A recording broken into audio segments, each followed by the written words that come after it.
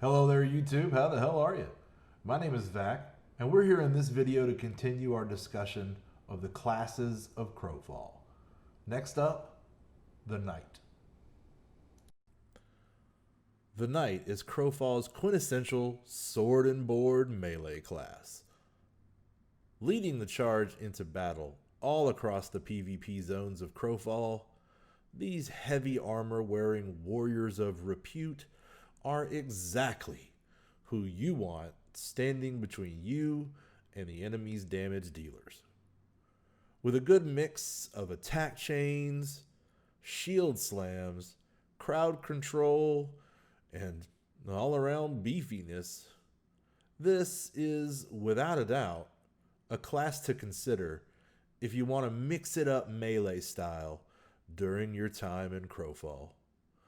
Let's have a look at what races could don the armor of a knight. So here we are at character creation, where we can see that there are 7 races that can play knight. So let's get started. First, we have the Centaur, which is an excellent choice for a knight.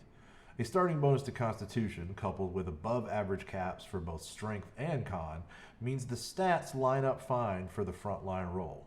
And the Centaur's Legion strength buff is not only a welcome addition to any group, but will also apply to you at all times.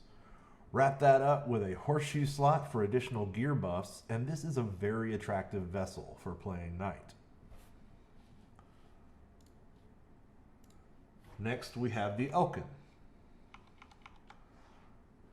Starting bonuses to Strength and Constitution make this one of the more appealing options on this list, but the average strength cap may give you some pause if you plan to build a more offensive knight.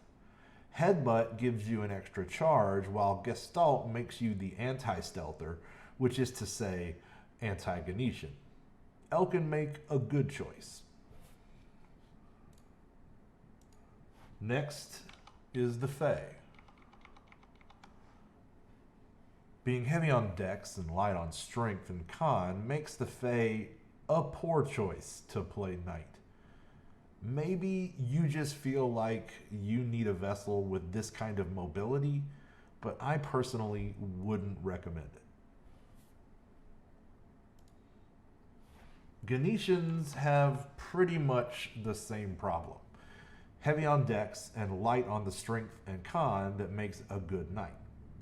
If you must have a tank with stealth, then this is probably the way to go, but it's so niche that I really wouldn't recommend it.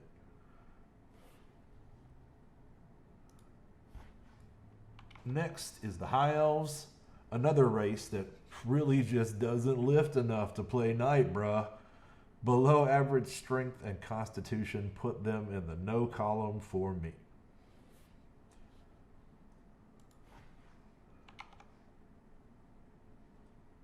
Humans are just baseline average on stat caps, but a bonus 30 strength at creation and the extra minor discipline that they get make them worthy of consideration. Lastly, the Stoneborn. With max constitution, above average strength, and massive bonuses to both at character creation, the Stoneborn are a great choice to play as knights, especially if tankiness is your goal. Resistant to bleeds and poisons, these stone-skinned dwarves only get harder to kill when you wrap them in steel and give them a massive shield. I'll admit to being biased, as I'm a dwarf man from way back, but Stoneborn are the best possible choice for a knight, in my humble opinion, and I feel the stats bear that out. Let's have a look at what promotion classes can be chosen by a knight. There are 3 promotion classes a knight can choose from. First, the Swordsman. This is the offensive build for the knight. Baseline powers are boosted to increase crit chance and damage. Shield Bash will consider you blocking while it charges, and Pursuit, the knight's charge ability, will have half the cooldown. Their passive ability will more than double your damage while using a sword. Wearing mail armor, the swordsman is all about getting to his enemy fast and making them bleed. Second, there's the Secutor. This is the classic shield tank build.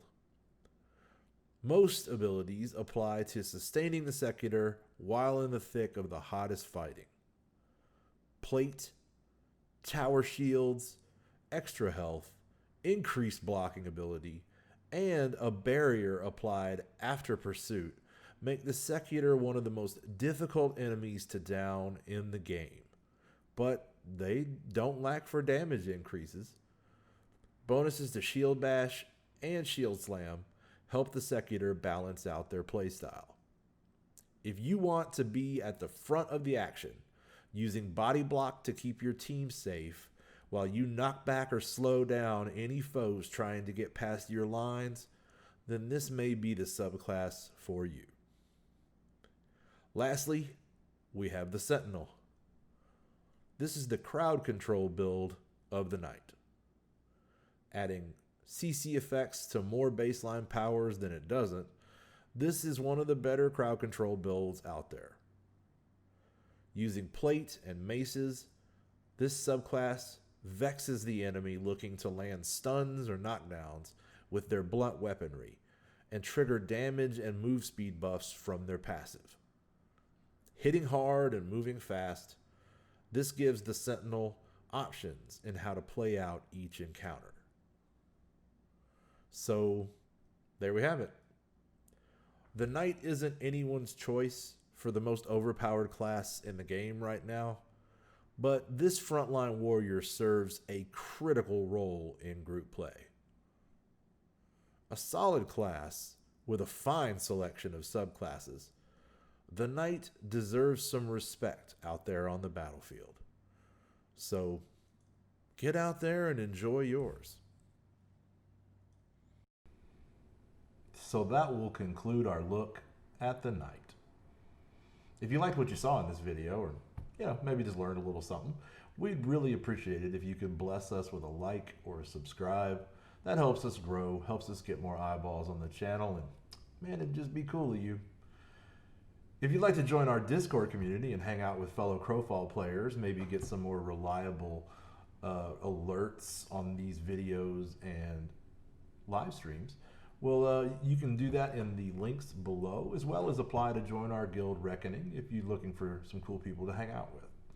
If you'd like to support the channel, there's a link there as well, but mostly we'd just love it if we can get that like or subscribe that we talked about earlier. So until I see you guys again, be cool, keep gaming. I'm Vac, and I'm out of here.